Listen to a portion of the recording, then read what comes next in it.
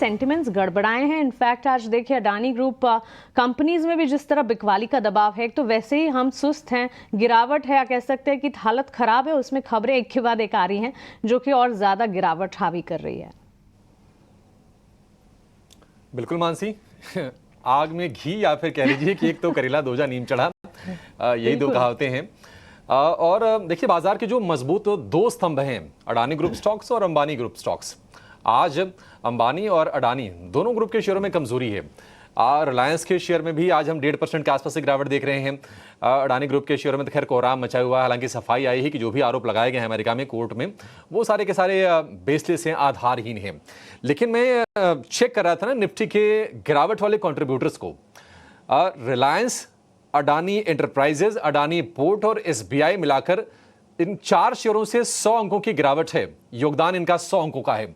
तो ऐसा नहीं कि ब्रॉडर मार्केट में बहुत ज्यादा कमजोरी है, कोई बहुत ज्यादा हड़बड़ी है, पैनिक का माहौल है, नहीं है। लेकिन बाजार को क्या चाहिए? बाजार को चाहिए कैप्सूल। कैप्सूल किन चीजों का? अच्छी खबरों का। वो अच्छी खबरें नहीं आ पा रही हैं। आप देखिए एफआईज की बिकवाली लगातार चल रही है। एक राहत जरूर है कि देखिए अर्निंग सीजन खत्म हो गया किसी तरह से। हालांकि जाते जाते कुछ अच्छे नतीजे जरूर आए, लेकिन हाँ वो खत्म हो गया। लेकिन कुछ कुछ नई चीजें फिर से क्रॉप अप करने लगी। जैसे कि रूस और यूक्रेन वाला टेंशन है, फिर से बढ़ा है। यूक्रेन ने, आपको याद होगा परसों के सत्र में खबर आई थी कि हमला किया है रूस पर मिसाइल से। एक ये टेंशन निश्चित तौर पर है। एफआईज की बिकवाली चली रही है और बाजार में कहीं ना कहीं हम ये देख रहे हैं कि अच्छी खबरों का इंतजार है। अच्छी खबरें जब आएंगी ना तो बाजार तैयार बैठा है, मतलब शायद पॉजिटिवली रिएक्ट करे। हालांकि कुछ कुछ चिंताएं हैं। एक चिंता और आगे कि आज से एफएनओ के नए रूल लागू हो गए। इंडेक्स फ्यूचर्स वगैरह में अगर किसी को ट्रेड करना हो तो ज़्यादा पैसे अब देने पड़ेंगे। कॉन्ट्रैक्ट साइज को बढ़ाकर कर दिया है न्यूनतम 15 लाख रुपए। तो ये सारी की सारी चिंताएं हैं। तो बाजार फिर चलेगा कैसे? दिक्कत ये है। अच्छा, अगर आप विक्स को देखिए जो कि वॉलेटिलिटी और फियर का सूचक है, इंडिकेटर है, विक्स धीरे धीरे करके अब पहुंच गया है 16 के पास। 15 के ऊपर का कोई भी विक्स जब होना तो 15 से लेकर 30-35 की वो बैंड होता है जब थोड़ी सी टेंशन रहती है। तो पहले विक्स को आना पड़ेगा 15 के नीचे। और अब देखा जाए तो वैल्यूएशन वाले जो फ्रॉथ थे वो थोड़े थोड़े से कम जरूर होंगे, क्योंकि 26,277 ये है रिकॉर्ड हाई का लेवल। वहां से निफ्टी अब करीब करीब आ गया है 3,000 पॉइंट नीचे। आज निफ्टी बैंक में अगर आप देखेंगे तो निफ्टी बैंक में ना सरकारी बैंक वाले शेयर ज्यादा गिर रहे हैं। आप HDFC bank, ICICI bank, axis bank या फिर कोटक महिंद्रा बैंक, इन बैंकों को चेक कीजिए। ये थोड़े से गेंस ही सही बट गेंस में है। यहां पर उतनी प्रॉब्लम आपको नहीं दिखेगी। हाँ, एसबीआई जरूर फिर से आज शुरुआत में 4.5-5% नीचे था, थोड़ा सा रिकवर करने की कोशिश ये करता हुआ आपको दिखेगा। तो टेंशन यही है, अच्छी खबरें नहीं आ रही हैं और बुरी खबरें एक के बाद एक सेंटिमेंट को थोड़ा सा वीक कर रही हैं। लोअर लेवल से रिकवरी थोड़ी सी है, लेकिन कितनी सस्टेन करेगी ये कहना मुश्किल दिख रहा है। 5 महीने के निचले स्तर पर ऑलरेडी बाजार आकर कारोबार कर रहा मासी। तो अच्छी खबरें आने दीजिए और यही सलाह भी होगी तमाम जो ट्रेडर्स हैं या फिर तमाम जो निवेशक हैं कि एक बार बाजार को स्थिर होकर 2-3 दिन के जब तक सस्टेनेबल मूव नहीं आएंगे ना, तब तक बाजार में हम जो भी रिकवरी या फिर एक दिन की तेजी, उससे कोई व्यू हम नहीं बना पाएंगे। कहा इनफैक्ट अभिषेक आपने, बाजार चले भी तो चले कैसे? कोई तो एक सेंटिमेंट बूस्ट करने वाली खबर आती दिखे। इस वक्त अगर आप देखेंगे एफआईएस की तो बिकवाली लगातार जारी है। वॉलेटिलिटी इंडेक्स जो कि फेयर इंडिकेटर है वहां पर भी मजबूती है और न्यूज बेस्ड इंपैक्ट भी जो आ रहा है। एक तो अर्निंग सीजन हमने देखा इतना नॉट सो हैपनिंग कह सकते हैं, और उसके ठीक बाद यहाँ पर एक के बाद एक खबरें जो है वो सेंटिमेंट बिगाड़ रही है। लेकिन इस कमजोर बाजार में भी आपकी स्ट्रैटेजी क्या होनी चाहिए, ये बताने के लिए हमारे साथ हमारी पैनल ऑफ एक्सपर्ट्स एक के बाद एक जुड़ रही हैं। आइए उनका स्वागत करते हैं। एंजल वन से ओशो कृष्णन हमारे साथ जुड़ गए हैं। ओशो, गुड आफ्टरनून, स्वागत है आपका ईटी नाउ स्वदेश पर। मार्केट यहाँ पर हम देख रहे हैं ऑफ कोर्स जिस तरह के सेंटिमेंट हम देख रहे हैं पिछले 5 हफ्तों से हैं, वही सेंटिमेंट बरकरार है। एक दिन की कह सकते हैं उम्मीद और उसके ठीक बाद वापस से हम जहां के तहां हैं। क्या राय होगी आपकी इस वक्त? कैसे सेंस कर रहे हैं? स्ट्रैटेजी क्या होगी और आपके क्लोजिंग ट्रेड्स बताएं। Very good afternoon Mansi and Abhishek ji, जैसा आप लोगों ने स्टार्टिंग में ही बताया कि मार्केट ऑलरेडी एक नेगेटिव टेरेन में ट्रेड कर रहा है एंड ऊपर से नेगेटिव न्यूज काफी ज्यादा इस पे इम्प्लीकेशंस डालते हैं, जिसके वजह से मार्केट में एक करेक्शन कंटिन्यू होते हुए दिखाई दे रही है।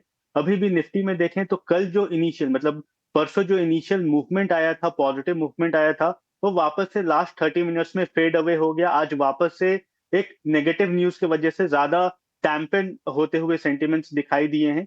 तो ओवरऑल सब कुछ नेगेटिव ही है, बेयरिश स्टैंस ही है मार्केट में।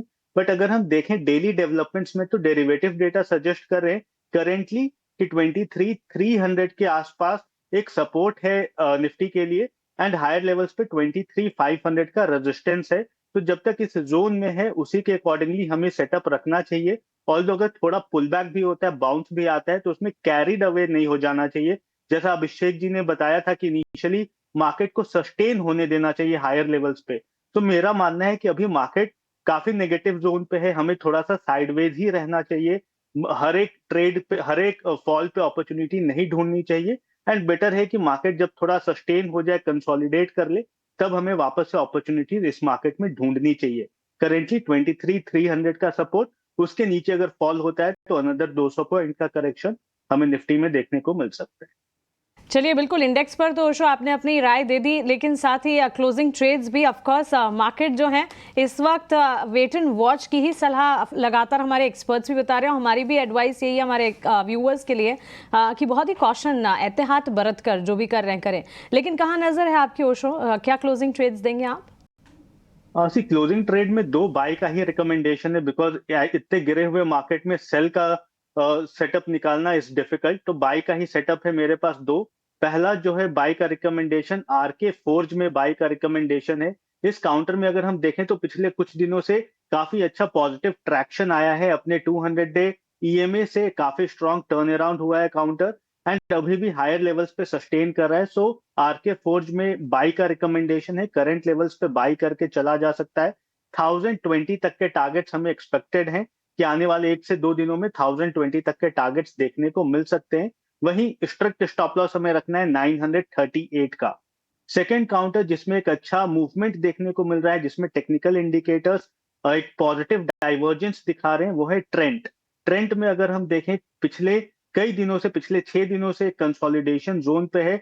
आज कवरेज भी आया है काउंटर में, एंड टेक्निकल सेटअप देखें तो यहाँ पे पॉजिटिव डाइवर्जेंस भी दिखाई दे रहा है। तो ट्रेंड पे भी बाई का रिकमेंडेशन है। करंट लेवल्स पे 64 40 50 के जोन में ट्रेड कर रहा है, करंट लेवल्स पे बाई करके जाएं। हायर लेवल्स पे 6800 तक के शॉर्ट टर्म में टारगेट हमें देखने को मिल सकते हैं। वहीं शॉर्ट टर्म ट्रेडर्स को एडवाइस है कि 6300 का स्ट्रिक्ट स्टॉप लॉस फॉलो करें।